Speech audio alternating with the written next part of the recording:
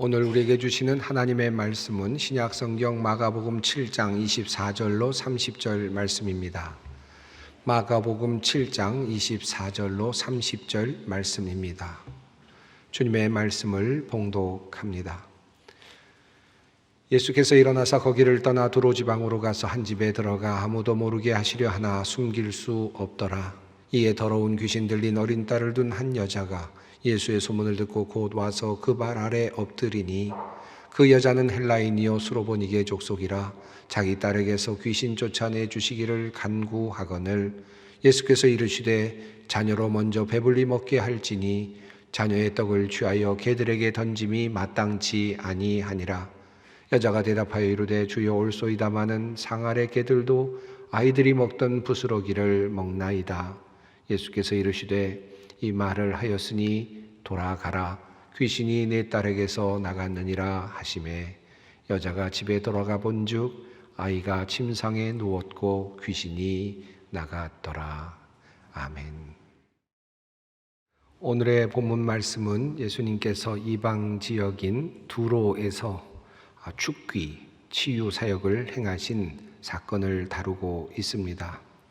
오늘 이야기의 배경은 이렇습니다. 예수님께서는 두로에 가시기 전에 갈릴리 호수 지역을 머무시면서 활동을 하셨습니다. 게네사렛이라고 하는 지역에서 머무셨을 때에 바리새인들과 서기관들이 예수님을 찾아왔습니다. 그때 바리새인들이 예수님의 제자들이 손을 씻지 않고 떡을 먹는 것을 보았습니다. 그리고는 예수님께 물었습니다. 예수님의 제자들은 왜 장로의 전통을 지키지 않습니까? 율법을 지키지 않는가? 라고 하는 그와 같은 질문이었습니다. 이와 같은 질문에 대하여 예수님께서는 너희가 입술로는 나를 공경하되 마음은 내게서 멀도다 라고 하는 이사야서의 말씀을 인용하시면서 이어서 이렇게 말씀을 하셨습니다. 무엇이든지 밖에서 사람에게로 들어가는 것은 능히 사람을 더럽게 하지 못하되 사람 안에서 나오는 것이 사람을 더럽게 하는 것이니라. 이렇게 말씀하시면서 이어서 주님은 속에서 곧 사람의 마음에서 나오는 것은 악한 생각, 곧 음란과 도둑질과 살인과 간음과 탐욕과 악독과 속임과 음탕과 질투와 비방과 교만과 우매함이니 이 모든 악한 것이 다 속에서 나와서 사람을 더럽게 하느니라. 이렇게 대답하셨습니다.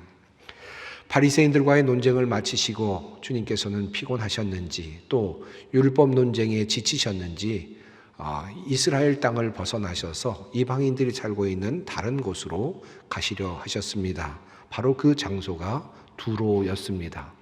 두로는 갈릴리 호수에서 본다면 북서쪽에 위치한 그리고 집중의 연안을 끼고 있는 항구 도시였죠. 매우 번창한 도시였습니다. 꽤 거리가 있음에도 불구하고 예수님께서는 그곳으로 향하셨습니다. 예수님께서 두로로 향하시게 된 그 동기와 또 그 당시의 상황을 성경은 이렇게 알려주고 있습니다. 예수께서 거기에서 일어나셔서 두로 지역으로 가셨다. 그리고 어떤 집에 들어가셨는데 아무도 그것을 모르기를 바라셨으나 숨어 계실 수가 없었다. 아마도 예수님께서는 유대인들과의 만남을 일단 멈추신 채로 잠시 쉼을 갖고자 하셨던 것 같습니다. 예수님을 알아보지 못하는 이방 지역에 가셔서 예수님께서는 잠시 쉼을 갖고자 하셨겠죠. 그런데 뜻대로 되지는 않았습니다. 이미 예수님의 소문이 이방 지역까지 다 퍼졌기 때문이었습니다. 그때 한 여인이 예수님을 찾아오죠. 그리고 예수님께 한 가지 부탁을 합니다. 그 여인은 수로보니게 족속에 속한 여인이었고 그리고 헬라 시민권을 가진 사람이었습니다. 그 여인에 대한 설명이 또 한 가지 붙어 있는데 그 여인에게는 딸이 있었고 그 딸은 귀신이 들려있는 상태였습니다. 그가 예수님을 찾아왔던 이유는 분명했습니다. 그 딸에게 들어가 있는 귀신을 쫓아내어 달라라고 하는 부탁을 예수님께 하고자 함이었습니다. 그는 먼저 예수님께 나와서 예수님의 발 아래 엎드렸죠. 겸손한 모습으로 예수님께 간구를 했습니다. 자신의 딸에게 들어가 있는 바로 그 귀신을 내어 쫓아달라라고 하는 간절한 부탁을 주님께 드렸습니다. 하지만 예수님께서는 뜻밖에도 그 여인의 그 부탁을 거절하십니다.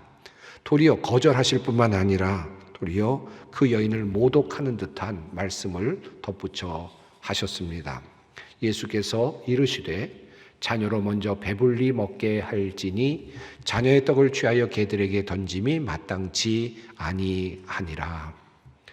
유대인의 입장에서 이방인들을 개로 취급하는 것은 오래된 전통이었고 또한 그들의 생각의 틀이기도 했습니다마는 하지만 온 인류를 구원하시기 위하여 오신 예수님의 입에서 나온 말씀이기에 우리는 조금 당황하지 않을 수가 없는 그런 표현입니다.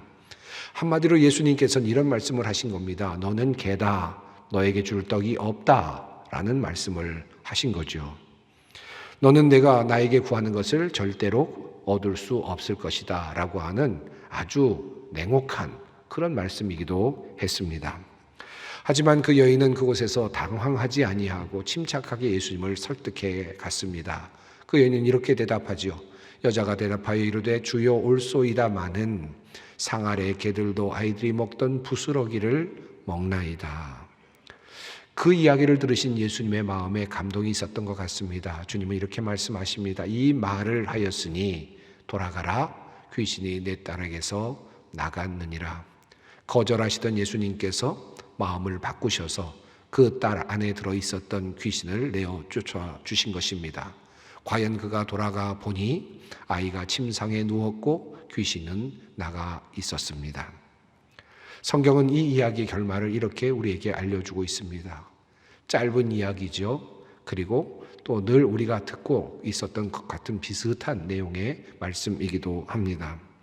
그런데 우리는 이 이야기를 읽을 때마다 수치를 당하면서도 주님 앞에서 겸손하게 그리고 간절히 구하는 한 어머니의 모습을 떠올리곤 합니다. 딸을 고치고 말겠다라고 하는 어머니의 집념이 보이고 있고요. 또 자기의 딸을 구하기 위해서 어떠한 수모도 감당하겠다라고 하는 그런 낮아진 겸손한 여인의 모습을 보게 됩니다. 또한 한 기도자의 모습을 발견하게 되기도 합니다. 우리는 이 여인의 모습 속에서 간절함을 발견하지요. 얼마나 간절했을까? 그가 간절히 구했기 때문에 이런 놀라운 복을 받았구나. 하나님의 은혜, 주님의 은혜를 경험했구나. 라고 그렇게 생각하게 되기도 합니다. 겸손함도 우리가 발견하게 됩니다. 예수님께서 그토록 냉혹한 말씀을 하셨는데도 불구하고 자기를 또 낮추어서 주님께 간구했던 그의 모습을 보면서 또한 우리는 감동을 받습니다. 또한 그가 가지고 있는 큰 믿음에 대해서 생각하게 되죠. 그가 얼마나 큰 믿음을 갖고 있었는가. 그가 주님을 향하여 주여라고 부르고 있는 장면에서 그리고 부스러기라는 말을 하는 그 과정에서 그가 얼마나 큰 믿음을 갖고 있었는지도 알게 됩니다. 하지만 오늘의 이야기를 읽으면서 마음이 조금 불편한 것도 사실입니다. 왜 예수님은 그렇게 간절히 자신의 딸을 고쳐달라고 하였던 그 간청하였던 여인에게 그렇듯 야멸찬 모욕적인 말씀을 하셨을까라고 하는 질문이 다시 떠오르곤 하는 것입니다. 만약 예수님께서 이렇게 야멸차게 냉혹하게 말씀을 하심으로써 그 여인의 믿음을 테스트하고 시험하시기를 원하신 것이었다면 과연 그것이 옳은 것인가? 예수님은 그런 분이신가? 라고 하는 생각을 또한 하게 되기 때문입니다. 만약 예수님께서 그녀의 믿음을 시험한 것이었다면 이것도 우리들에게는 큰 부담이 아닐 수 없습니다. 우리는 예수님의 은혜를 받기 위해서 그러면 항상 예수님의 테스트, 예수님의 시험을 통과해야만 되는 것인가 하는 질문이 앞서게 됩니다. 우리는 예수님의 시험에 합격해야만 예수님의 긍휼을 얻을 수 있다는 말씀입니까? 과연 오늘의 본문은 우리에게 그 말을 하고 있는 것입니까? 수로보니게 여인이 자신의 딸에게 들어와 있었던 귀신을 쫓아내게 된 원인이 그가 겸손했기 때문일까요? 그가 간절히 기도했기 때문일까요? 그리고 그가 큰 믿음이 있었기 때문일까요? 예수님의 그 테스트에 합격을 했기 때문일까요? 만약에 그가 합격하지 못했다면 그는 그러한 은혜를 누리지 못했을까요? 수로보니게 여인의 믿음이 강조되면 강조될수록 우리는 이러한 이야기의 구도에서 빠져나오기가 쉽지 않습니다. 조금 다른 방향에서 볼 수는 없을까? 오늘 본문 말씀이 우리에게 은혜로운 말씀으로, 어려운 사람, 부족한 사람들에게도 은혜로 다가오는 말씀으로, 믿음이 좋고 언제나 겸손하고 언제나 간절한 그런 사람만이 누릴 수 있는 것이 아닌 믿음이 작은 사람들에게도 은혜가 되는 그런 관점에서 오늘의 본문을 다시 볼 수는 없을까 하는 그런 생각을 해보게 됩니다. 저는 오늘의 본문을 그런 관점에서 조금 다르게 한번 살펴보려고 합니다. 여러분과 함께 다른 방식으로 보려고 하는 그런 그 흐름 속에서 저는 하나의 주제어를 하나 잡게 됩니다. 잡아보았습니다. 그것은 바로 떡이라고 하는 주제어입니다. 예수님께서 수로보니게 여인에게 말씀을 하셨지요. 떡을 취하여 개들에게 던짐이 마땅치 아니하니라. 여기에 떡이라는 말이 나옵니다. 이 단어는 헬라어로 아르토스라고 하는 단어로 되어 있습니다. 우리나라 성경에는 우리나라의 여러 가지 민속적인 여러 가지 상황들을, 문화를 반영하여서 떡이라고 번역을 했지만 그 당시의 상황으로 본다면, 또 문화적으로 본다면 빵이라고 번역하는 것이 더 적절한 표현이라고 생각이 듭니다. 이 빵이라는 단어가, 아르토스라는 단어가 6장, 7장, 8장, 특별히 마가복음에 보면 6장부터 7장, 8장에 집중적으로 나오고 있는 것을 보게 됩니다. 제일 먼저 등장하는 빵이라는 단어, 마가복음에 등장하는 그 아르토스라는 단어는 바로 6장 7절에 나오는 말씀 속에 있습니다.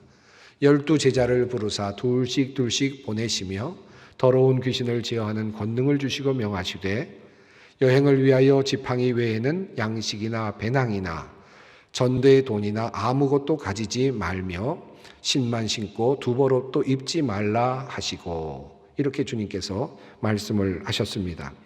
우리말 개역 개정은 양식이라는 말로 번역했지만 사실 헬라어로는 빵이라는 뜻을 가진 아르토스라는 단어가 사용이 되고 있습니다. 이 짧은 6장 7절 이후의 말씀 속에 오늘 본문 말씀인 수로보니게 여인의 이야기와 겹치는 두 가지 매우 중요한 단어가 나타나고 있음을 보게 됩니다. 우선 첫 번째로 더러운 귀신이라는 그런 표현입니다.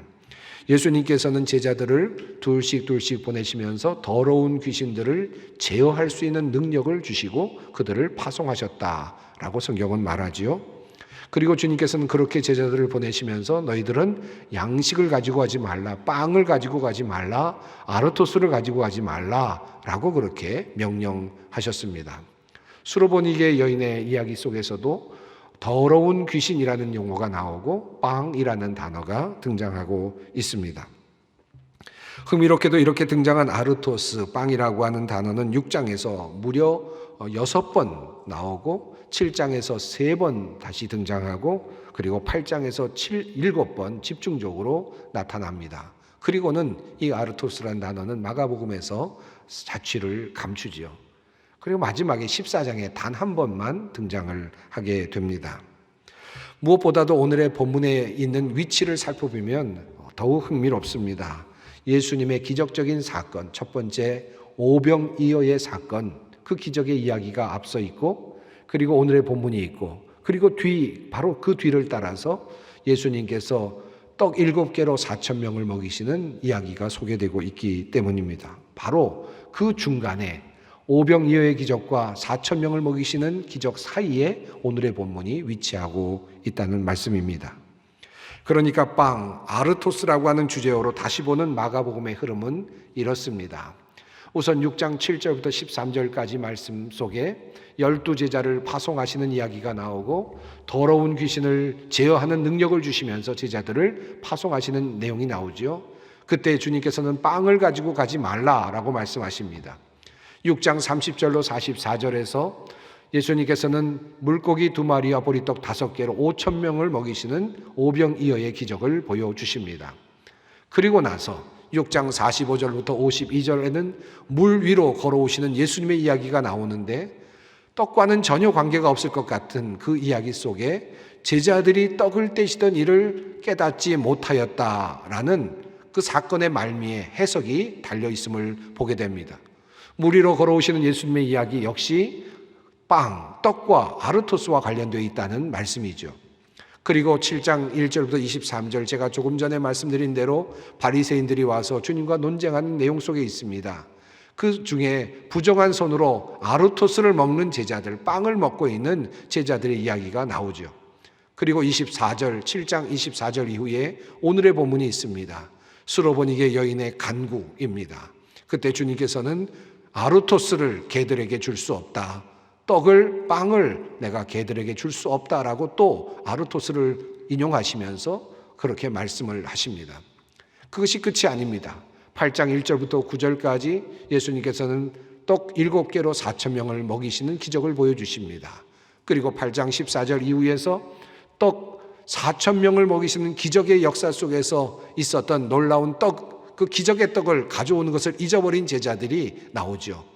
그때 그 좋은 떡, 멋졌던 떡, 그 놀라운 기적의 떡을 가져오지 않았다. 하나밖에는 가져오지 않았다라고 말하는 제자들을 보시면서 주님께서는 왜 기억하지 못하느냐? 오병이어의 기적과 그리고 4,000명을 먹이신 기적의 사건을 다시 말씀하시면서 왜 그것을 기억하지 못하느냐라고 책망하시는 예수님의 말씀이 나오고 있습니다. 즉 다시 말하면 6장부터 8장까지 이 떡이라는 단어, 아르토스, 빵이라는 단어가 계속해서 연결되면서 의미를 만들어가고 있다라는 것입니다. 흥미롭게도 이렇게 등장한 아르토스라는 빵이라는 단어는 이제 그 다음에 시간이 지난 다음에 다시 한번 등장하게 됩니다. 흥미로운 이야기의 흐름이죠. 특별히 마가복음 6장에서 빵을 가져가지 말라라고 말씀하시죠. 그리고 마가복음 8장에서는 제자들이 떡이 없어서 수군거리는 모습을 보시면서 왜 너희는 그것을 기억하지 못하느냐, 오병이어의 기적을 기억하지 못하느냐 책망도 하십니다. 이 이야기의 흐름 속에서 우리가 알 수 있는 것이 무엇이겠습니까? 주님께서는 계속해서 빵을 이야기하십니다. 그러나 빵이 있기도 했고 빵이 없기도 했습니다. 빵이 부족하기도 했고 또 빵이 넘치기도 했습니다. 중요한 것은 빵이 있느냐 없느냐가 아니라 보이는 빵덩어리가 아니라는 말씀이었습니다. 그들에게 빵을 주어 먹이시는 예수님, 그 빵이 5개였든지 7개였든지 상관없이 그들에게 빵을 주어 먹게 하시는 예수님의 이야기가 전체적인 흐름을 이어가고 있습니다. 그래서 예수님께서는 처음에 제자들에게 빵을 가져가지 말라고 명령하셨던 것이고, 제자들이 후에 빵을 가져오지 않았다고 그렇게 애석해 할 때 왜 너희는 그것을 그렇게 생각하느냐라고 말씀하시며 그들을 책망하셨던 것입니다. 이 이야기의 흐름 속에서 나타나는 진정한 빵은 누구일까요? 무엇일까요? 보이는 빵, 먹는 빵, 그것이 아니라 빵 5개로 5,000명을 먹이시는 바로 그분, 빵 7개로 4,000명도 먹이시는 바로 그분, 바로 예수 그리스도이십니다. 그분이 진정한 빵, 진정한 아르토스라는 사실을 성경은 우리들에게 6장, 7장, 8장에 걸쳐서 말씀하고 있는 것입니다. 이렇게 빈번하게 등장하던 빵, 아르토스라는 단어는 8장 이후에 사라졌다가 이제 14장, 마가복음 14장에서 단 한 번 마지막으로 등장하게 됩니다. 그때 주님께서 이렇게 말씀을 하시죠. 그들이 먹을 때 예수께서 떡을 가지사 축복하시고 떼어 제자들에게 주시며 이르시되 받으라, 이것은 내 몸이니라 하시고, 드디어 주님께서는 그 아르토스가 무엇인지를 분명하게 보여주십니다. 바로 자기 자신의 몸이라는 사실을 계시해 주셨습니다. 이것이 바로 마가복음 14장에 나오는 말씀이죠. 자, 이와 같은 구조 속에서 다시 오늘 본문 말씀으로 한번 돌아가 보십시다. 수로보니게 여인이 예수님을 찾아왔습니다. 간절히 주님께 간청합니다. 자신의 딸에게 들어온 귀신을 내어 쫓아달라고 하는 간청이었습니다. 그때 주님께서는 이렇게 말씀하십니다. 예수께서 이르시되 자녀로 먼저 배불리 먹게 할지니 자녀의 떡을 취하여 개들에게 던짐이 마땅치 아니하니라. 언뜻 보면 이방인들을 비하하는 말로 보이기도 하지만 사실 예수님께서는 예수님의 구원의 계획과 그리고 예수님의 구원의 방향과 그리고 순서를 말씀하고 계시는 것이었습니다. 이방 여인이 예수님의 발 아래 엎드려서 주님의 은혜를 간구합니다. 생명의 빵이신 주님 앞에 나와 있습니다. 하지만 예수님은 이 생명의 빵을 이 이방인에게 주실 마음이 아직은 없습니다. 이들에게 열어 보여주실 마음이 없으십니다. 주님의 구원의 계획은 유대인에게 먼저 향하고 있고 그들을 통하여 이방인들이 마침내 구원을 얻게 될 것이기 때문입니다. 즉, 이 말씀은 아직 아니다라고 하는 말씀입니다. 내가 지금 나에게 와서 은혜를 구하지만 아직 때가 이르지 않았다라고 하는 말씀입니다. 특별히 빵이라는 관점에서 주님은 빵을 개에게 내어줄 수 없다라고 말씀하시는 것입니다. 생명의 빵이신 예수님은 아직 이방인들에게 열려있지 않습니다. 이스라엘에서는 달랐습니다. 갈릴리 호숫가에서 예수님께서는 떡 5덩이로 5,000명에게 그 떡을 나누어 주셨습니다. 또 4,000명에게도 나누어 주셨습니다. 그러나 이방인들에게 줄 떡은 아직 없습니다. 바로 그 말씀을 하고 계시는 것입니다. 하지만 여인은 말합니다. 주여, 올소이다마는 상 아래 개들도 아이들이 먹던 부스러기를 먹나이다. 사실 여인은 예수님이 진정한 생명의 빵이라는 사실을 모르고 있습니다. 다만 예수님께 은혜를 얻기 원합니다. 그는 말합니다. 예수님, 빵이 아니어도 좋습니다. 빵 부스러기만이라도 좋습니다. 저에게 빵 부스러기만이라도 주신다면 그것으로 충분하겠습니다. 저에게 빵의 부스러기라도 먹을 수 있는 기회를 주십시오. 어쩌면 이 말은 문자적으로 본다면 멋진 하나의 논쟁의 방어 형태가 되었을지 모르겠습니다만은 여인은 문자적으로 빵의 부스러기를 말하였지만 그러나 믿음의 관점으로 본다면 이 말은 이런 뜻이 되었습니다. 저는 예수님을 원합니다. 생명의 떡이신 생명의 아르토스이신 예수님을 원합니다. 예수님 자신이 아니라면 그 부스러기만이라도 좋습니다. 그 부스러기만이라도 만족합니다. 주님께서 내려주시는 은혜의 부스러기로 저는 충분합니다. 아직 온전한 빵을 얻을 수 없는 그런 처지인 것은 알겠지만 그러나 저에게 그 부스러기라도 얻을 수 있는 은혜를 내려주십시오. 마치 주님의 옷자락이라도 잡겠다는 심정으로 이 여인은 지금 예수님을 향하여 믿음으로 지금 예수님의 그 생명의 떡이신 바로 그 예수님의 부스러기를 구하고 있는 것입니다. 그는 자신도 모르게 그렇게 말하고 있었던 것입니다. 믿음이 많아서 말한 것이 아니었습니다.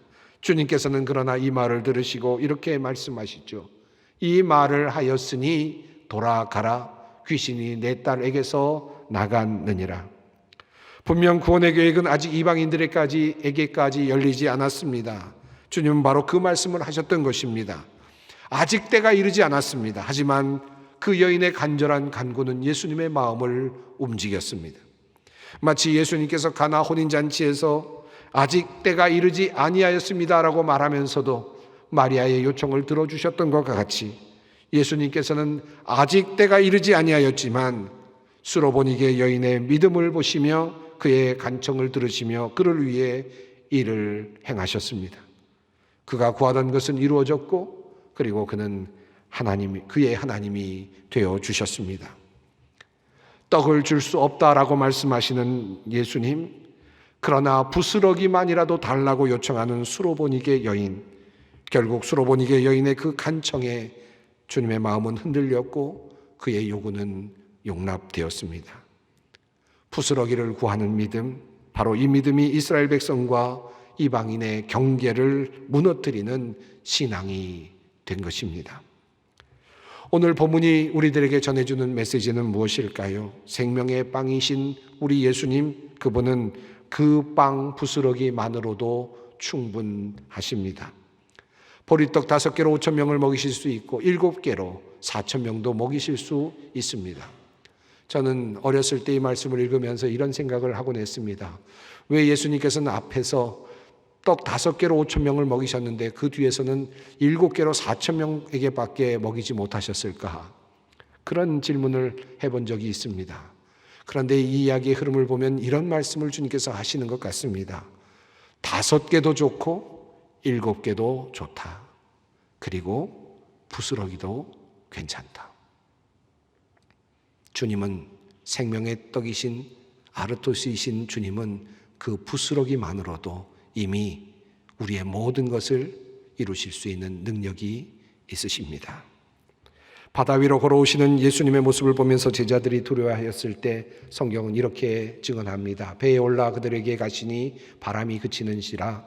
제자들이 마음에 심히 놀라니 이는 그들이 그 떡 떼시던 일을 깨닫지 못하고 도리어 그 마음이 둔하여졌음이로라.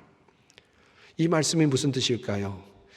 바로 그 제자들은 과거에 예수님께서 떡을 나누어 주시며 5천 명을 먹이셨던 그 기적만을 생각합니다. 그런데 바로 그분이 예수님이시다는 사실, 그 기적을 일으키신 그 주체가 바로 예수님이라는 사실을 잊어버리고 있었다. 마음이 무뎌져 있었다라고 하는 지적입니다. 주 예수 그리스도 그분만이 진정한 우리의 빵이십니다. 우리의 양식이십니다. 그분만으로 충분합니다. 사랑하는 성도 여러분, 어려운 문제가 있습니까? 풀기 어려운, 풀어내기 힘든 인생의 문제가 있습니까? 그런데 예수님께 나아가기에는 내가 너무나 부족하다고 생각이 되시는지요? 나는 아직 예수님과 가깝지 않아. 예수님이 나를 기억하지 못할 거야. 나는 아직 작은 믿음이야. 나는 믿음이 약해. 나는 이방인과 같은 그런 처지에 있는 사람이야. 나는 아직 예수님을 모셨다기보다는 그저 예수님의 작은 부분 하나 잡고 있을 뿐이야. 그저 한 부분만 붙잡고 있을 뿐이야.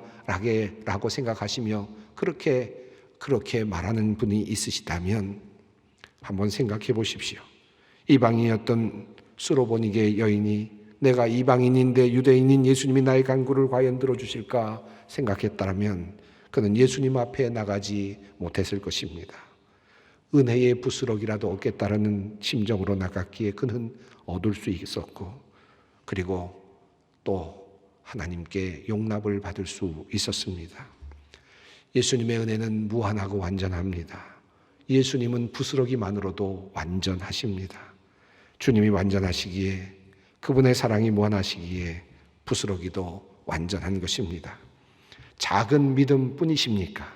예수님, 부스러기 같은 예수님만 붙잡고 있나요?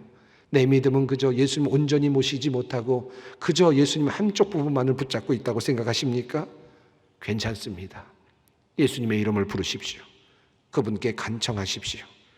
예수님께 여러분의 필요를 아뢰십시오.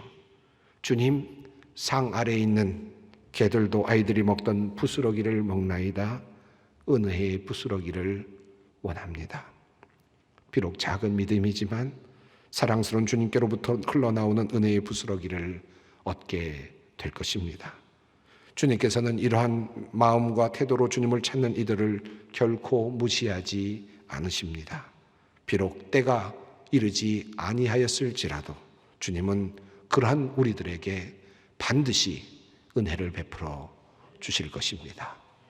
기도하겠습니다. 사랑이 많으신 하나님, 우리에게 참 생명의 빵이신 예수 그리스도를 보내어 주시어 감사합니다. 보이는 빵이 아니라 먹는 빵이 아니라 빵을 주시는 진정한 생명의 양식이 되시는 주님을 찬양합니다. 주님, 주님께서부터 흘러나오는 은혜의 부스러기를 원합니다. 비록 작은 믿음이오나 주님 앞에 소원 가지고 엎드린 모든 이들에게 은혜를 베풀어 주시옵소서. 비록 주님을 제대로 알지 못하는 일을 할지라도 생명의 빵, 주님의 이름 부르며 부스러기를 구하는 마음으로 소원을 아뢰는 모든 이들에게 크신 은혜와 은총을 내려 주시옵소서. 우리의 진정한 생명의 양식이 되시는 우리 주 예수 그리스도의 이름으로 기도드리옵나이다. 아멘.